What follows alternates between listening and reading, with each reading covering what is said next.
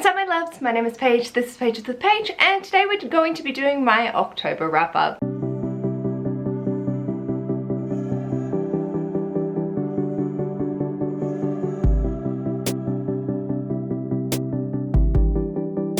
Hello my darlings, so welcome to this video. Today I want to talk through all the books that I read in October. I am very happy with what I managed to accomplish in October. I will talk through my usual stats and then dive into talking about the books themselves and marking off any challenges that I may have completed. In October, I read a total of 12 books, which equated to 4,293 pages. This equated to 138 per day, which I feel is like a happy amount. 130 to 150 is sort of a doable amount when I don't have other things on. And my average page per book was 358. I read one that was under 100 pages, 5 that were in the 200 page range, 2 that were in the 300s page range, 1 that was in the 400s, 2 in the 500s, and 1 in the 600s. My average rating was a 4.38. I read 8 fantasy, 1 historical, 2 non-fiction, and 1 paranormal erotica. I listened to 1 solid audiobook. I read 1 ebook and 10 physical audiobook combinations. I read 2 young adult, 1 new adult, and 9 adult. I had 1 2-star, 2 4-stars, 5 4.5s, and 4 5-stars. So overall, if I hadn't have read the 1 book that I gave 2 stars, this would have been a superb reading month. I read 4 standalones. I started 4 new series, but I DNF'd 1. I didn't continue with any series, but I did catch up with 2 series and finish 2. So I'm very happy with that. Even though I didn't read any continuations of series, it was like I actually finished them off for once in my fucking life. My biggest book was Fool's Errand by Robin Hobb at 661 pages, and my smallest was Jack by Layla Faye, which came at 49 pages. My listening hours was 50.4 hours, and publication, we had 1 that was published between 2000 and 2005, 5 published between 2016 and 2020, 5 published in 2021, and 1 published in 2023. And it was so exciting because the ones published in 2021 were ones that I have been interested in seeing on the booktube sphere since that time. So it was very nice to be able to get to some of those. So those were my stats, and I'm very happy with the reading month that I did have. It was a very weird month as I went through my TBR and literally scheduled it out that I was reading 162 pages a day, I think. Then Kara came up, my mum was here, and Ash got COVID. So I didn't end up being able to maintain that speed. So there were 2 that I didn't end up getting to, but that's totally fine. I still had a fantabulous month. But I basically was just like, okay, this is the book that I'm starting with, this is the next one after it, this is what I need to read, and just work my way through. So yeah, it was really awesome to be able to get that. I don't normally structure my reading like that, and I can't do that month after month after month, but I can do that if there are a lot of things that I'm trying to get through and I just need the decision paralysis to not happen throughout the month. Let's dive into the books themselves. The first one that I read was A Master of Gin by P. Jelly Clark, and I gave this a 4.5. So it was very close to a 5-star for me, but I got a little bit lost in the narrative, and that could have been my fault for not picking up and reading along with it sooner. So fully a me problem, not a book problem. This was absolutely just mind-boggling in the way that magic is talked about, the institutions that are present, and the connections that the different characters have. There were so many little keystones just woven intricately into the plot. It was amazing. I definitely enjoyed being able to get to know these characters, and they are some very strong characters, and I'm very excited to continue reading in this universe, knowing that I might get to see a few other people floating around. It was not the easiest read for me. I did feel like I had to have some big brain energy, which is great. You know, it's always a good time. There was a lot of commentary that was very important in this, and the underpinnings of the magic system were also fascinating. It came together so beautifully, but I was just like, holy shit, we are going. My 0.5 rating down was more of a me problem with not picking it up and following it along, so I did get lost with the names and a couple of little tidbits that if I had been reading along, I would have been able to compute that a lot better. I did end up picking it up just before 100 pages in, I think, and that made the process of reading it a whole lot smoother. I really enjoyed this. And this goes towards my Bookish Peeps Control My Life challenge because Jacqueline had wanted me to read this for the longest time, and so I got to it. I've got my little fingerboard here, and Master of Gin is just down here. Ah! Yay! So got a bingo there and technically one there with that free spot. I'm not checking anything off, so it's starting to fill out. It looks so good. So the next book that I picked up was Vengeful by V.E. Schwab, and this is the second in the Villains series. I had so much fun being back in this world. I gave it a 4.5. Again, I think at the beginning of the month I was just so burnt out from September that I wasn't in the right space to feel like a book was 5 stars. And so fully acknowledging that this is a me problem, not the book's problem. I adore these characters so much. I loved just the way that there are such cinnamon roll characters in here and I adore them to bits. I think there was some relationship dynamics in this that there were moments that were missed or didn't feel authentic, and so that was something that played into my mind. But I loved being back in this world, and holy lordy, the characters in this are absolutely some of the most twisted, but not even twisted, it's just like their thought process are just not what I would do, but also like, sure, this is intense to read and I like it.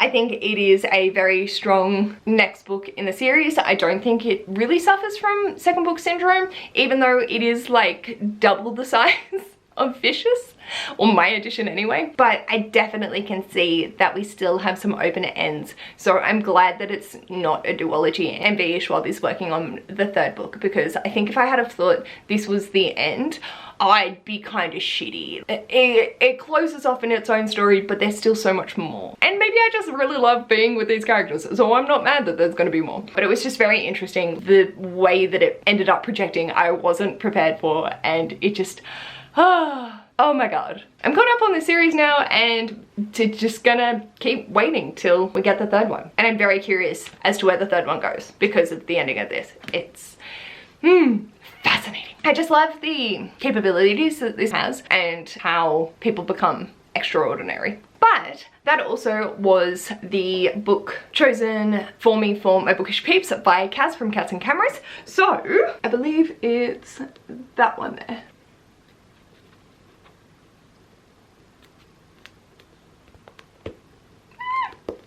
That's so exciting.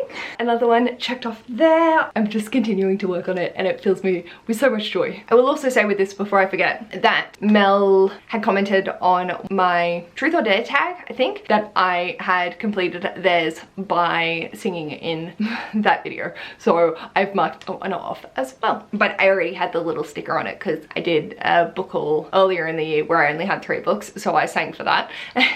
So I've hit that up twice by singing on my channel, which I'm sure you guys don't actually want, but it's great. The next book that I read was Fool's Errand by Robin Hobb, and I gave this 5 stars. This is the first book in the third Realm of the Elderlings series, so it's the first in the 20-man series, and we're back following Fitz from the first book. I am absolutely speechless at just how Robin Hobb gets into my soul and makes me fall in love with these characters time and time again. I don't particularly like Fitz as a character in the sense that I find him annoying, like, not annoying, but like just a like, come on mate, like slap out of it. But the way that they write it and just, oh, it's perfect. I have so much fun. These do not feel this long. They are a delight to read, and this definitely had a sense of coming home and feeling very nostalgic, even though I haven't read the Assassin's Apprentice series that long ago. But I loved being back. I love seeing the Fool. I love seeing Fitz. There are so many different parallels that are now making sense between the first and the second series in this universe. And I'm so excited to continue on with the series and get to fall back into this world. And it was a great choice. I think I picked it up because I needed to read a book that had trees on the cover. I don't know why I picked this, but I'm not mad at it. I also sobbed my eyes out as per usual, and it was a grand old time. Not everyone's gonna love them. There will be people that are able to find fault with them. For me, I can't, and I'm really not mad at that fact. Next up, I read Crooked Kingdom by Leigh Bardugo and gave this 4.5 stars. I found the ending so fascinating and just an absolute wild ride, and I really value these characters.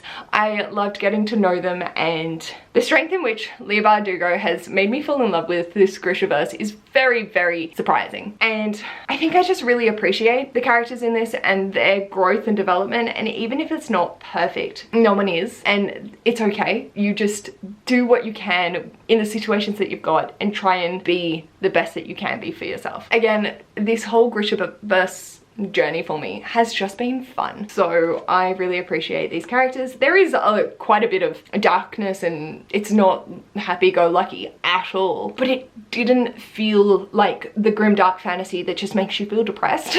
There is so much depth to the characters that I just fell in love with it. I'm so excited to continue on with these characters. I do believe I marked this as finished, but I believe Leigh Bardugo is doing more with the Six of Crows duology. It's just not going to be for a very long time, so I'm happy to mark it as finished for the moment, and I'm very excited for whatever comes next. So I think this is where I'm going to pause my Grishaverse journey. I'm not going to continue with King of Scars at the moment, but I just, it was so fun. I really feel for Kaz, and I understand their journey, and it was great. Next up, I read Mammoth by Chris Flint, and I gave this 4 stars. This was a lot of fun. So we are being told the narrative of the story from a woolly mammoth, and it's basically their memoir being told to another creature in this natural history auction, and the way that they get to where they are. I will say that the audiobook for this, I listened to it on 3 times speed. The narration for it is slow because the woolly mammoth, that's their voice. They aren't fast moving creatures. They talk very sophisticatedly. But there is another character in this that sounds like Speedy Gonzales when I'm listening to it on 3 times speed, and when went back and listened to it on 1 time speed, still sounded like Speedy Gonzales. So I just really appreciated the audiobook narrator's depth to these characters, and it was really interesting just seeing the journey of a woolly mammoth and their progression throughout time and history, the challenges that they faced, and the commentary that Chris makes on these events. It was just really fascinating to listen to, and very humorous. Happy to have read this. Ash put this on my bookish peeps list, so we also get to check that off. We're there. There we go. And that one actually gets a bingo that way. So, look at it! Ah, I was slacking and now it feels so good. I'm very happy with the progression that I've made on that challenge. Next up, I read Court of Lions by Samaya Dowd, and I gave this 4.5. For me, it has been a little while since I read Mirage, and I know that I just fell head over heels for it. I was so immersed in the world, and it was just fabulous. And this, I was a little bit more conscious in. I was noticing the different components to the world. The really sci-fi elements felt a lot more present here. The first book, I really just didn't notice that. I was just immersed in the characters and events, whereas this, I think we took a wider scope, and I really enjoyed that. Obviously, I'm not going to mention too much about what happens and continues on with this series, but it was a grand time. I am very happy at how it all concluded, and this duology is just a good time. I think that Mirage definitely caught me by surprise. I was not expecting it to blow my mind as much as it did, and then this was a solid conclusion. So I think that there are a few little elements that I was like, oh yeah, I remember that being a factor, and then it comes into play for this one. I like that they throw in the 2 different perspectives, but it's not constantly flicking between the 2 different perspectives. You could have 5, 6, 7 chapters and then one from the other one, and then it flicks back and continues on. So I think that was a really good way of providing a different perspective on what was happening and some history without having to constantly flick back and forth between the 2 perspectives. I feel like if they went that way, I would have gotten lost, and the way that they handled the dual perspective was done really well in this. Next up for BookStara, I read The Mask Falling by Samantha Shannon, which is the 4th book in the Bone Season series. Now, at the live show I said that my rating was 5 stars, but then I was looking back and I'm like, Court of Lions, Vengeful, Master of Jinn, they all feel more.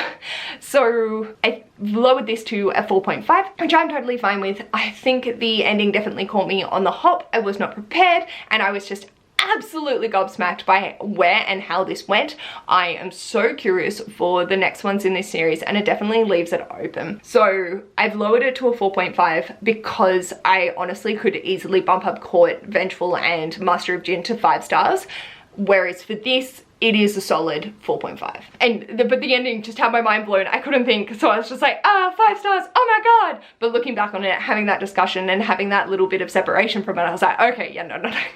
Let's take it down a notch, just a notch, because there were many things that I was lost in, and I feel that Samantha Shannon packs so much into every single one of your books, but you never know where they're going to go next. For me as a reader, that's a fine thing. I'm more than happy with it, but I can see for other people that wouldn't necessarily be a good thing. You need to have some conclusion, and we are on the biggest fucking cliffhanger of my goddamn life. So I need information, and I'm not getting it till 2025. Love that for me. The next book that I read was I'll Let Myself In by Hannah Devine, and I gave this 5 stars. This is Hannah's memoir, and her way of addressing where she's come from to where she is now. She's only 24. I got to go to the book launch of this in my local area, and it was amazing listening to her talk about her feelings and emotions and just how she carved a world for herself, the challenges that she has to face, but also being able to find a purpose and a passion in writing and literature and storytelling, and being able to tell their story.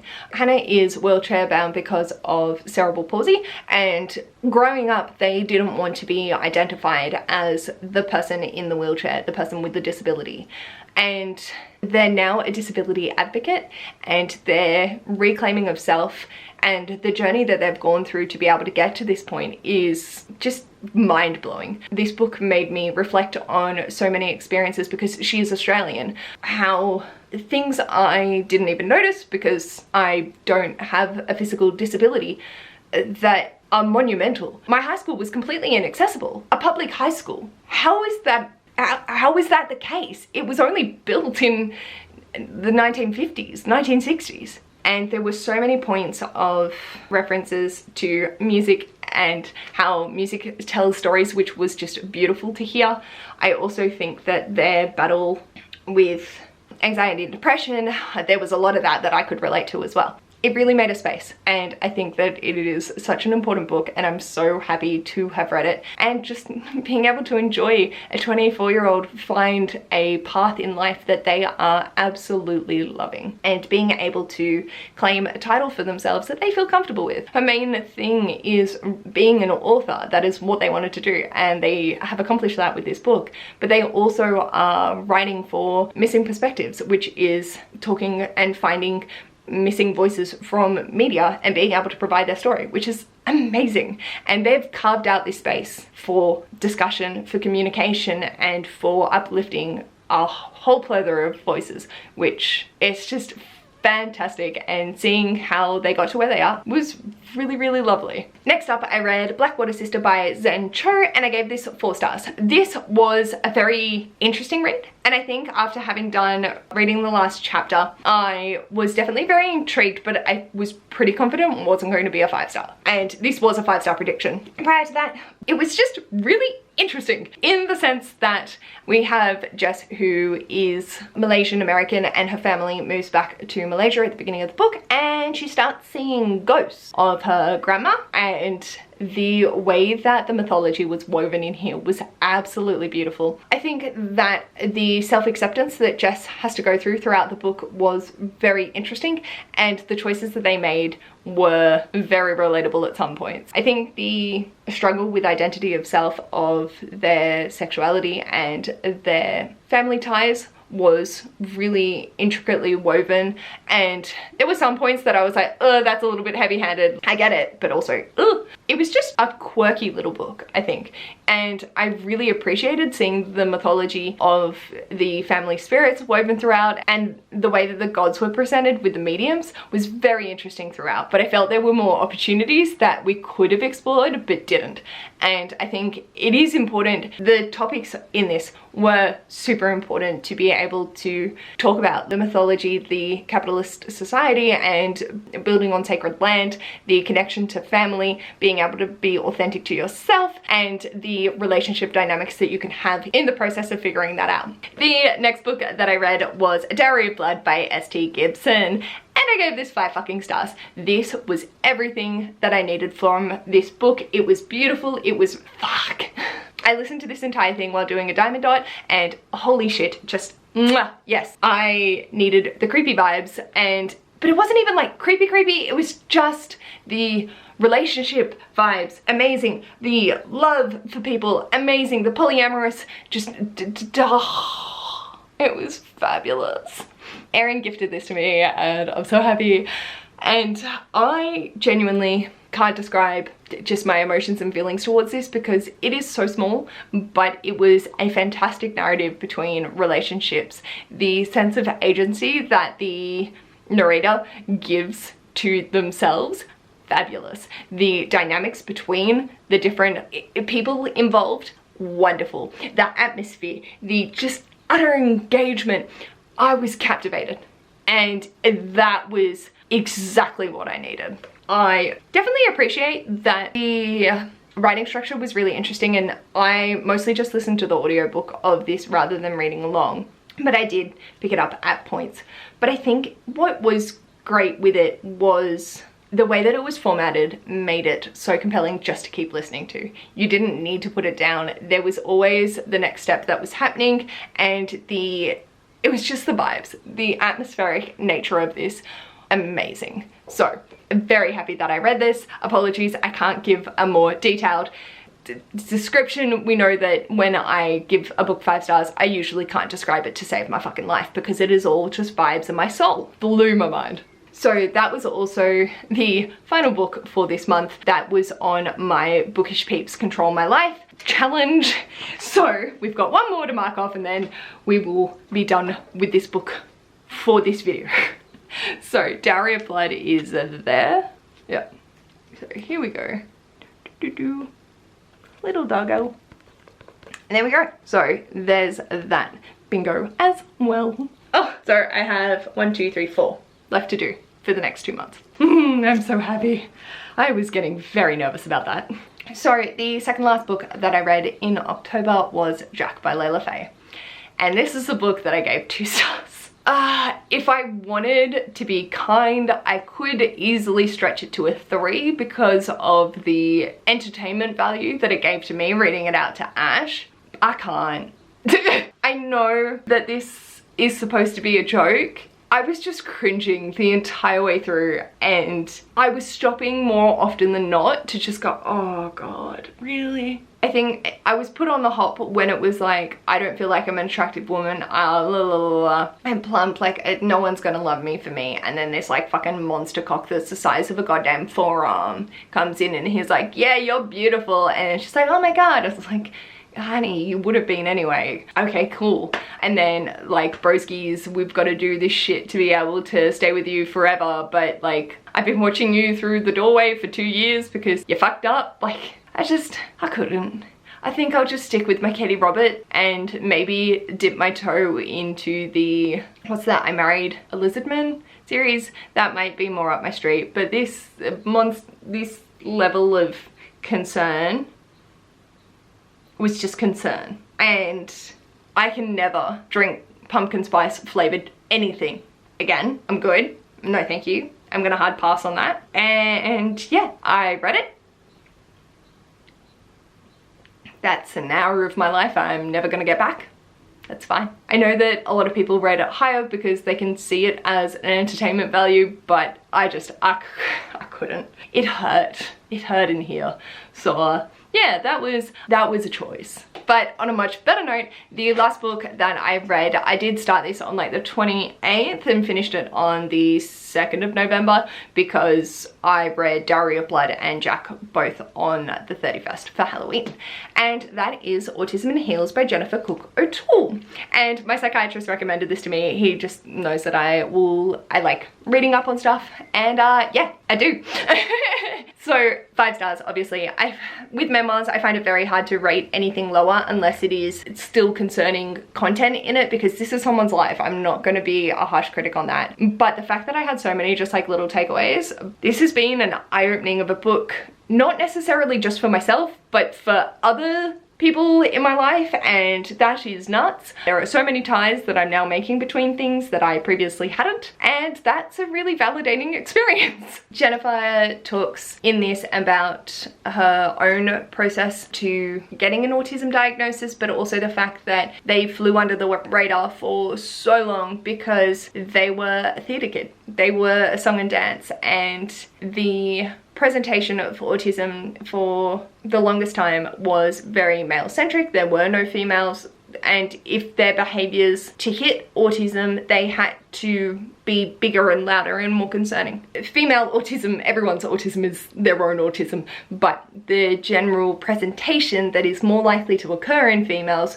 based off life and the societal structures that come into play, we have a different way of presenting. So when you've only had studies that focus on autistic boys, it's going to be different and not going to be as accurate as doing a whole sample. And they were looking at getting their daughter diagnosed with autism, and there were a lot of checker boxes that were leading towards Jennifer wanting to figure out their own. It deals with a lot of difficult subject matter in abusive relationships, and they do have a list of trigger warnings and all sensitive content, especially at the beginning of each chapter. It says you can skip to this page, and or in the audiobook it goes skip to chapter 9 if these are going to be triggering for you. And there was just so much in here for me to think on. A lot of it was not necessarily me relating to autism in and of itself, but the experience of being a woman that is neurodiverse. A lot of my ADHD things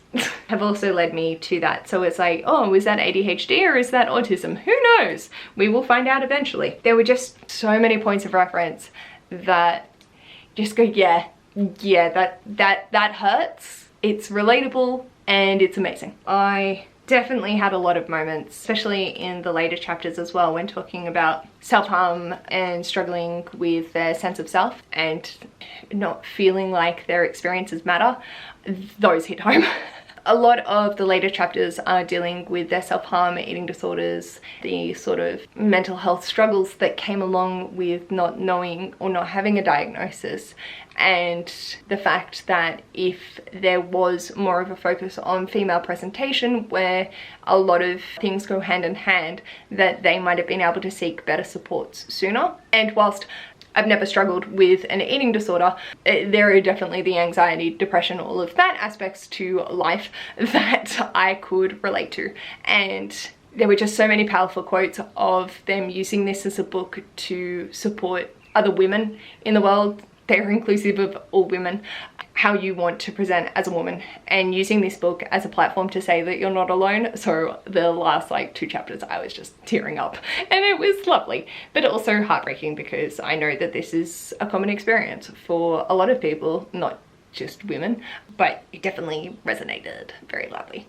And it's also just fabulous seeing someone be able to realize something about themselves and through that be allowed to authentically be themselves. And I feel that that was a very crucial message in this. Whilst it is inclusive of all women, the language is not really open. It is still in a binary code, but I think that is more based off the science. They try to be inclusive where they can, but when you're referencing the studies on male autistic kids versus female autistic kids, there isn't much room for the in-betweens. I just want people to know that it is looking more the female life, however you define that for yourself.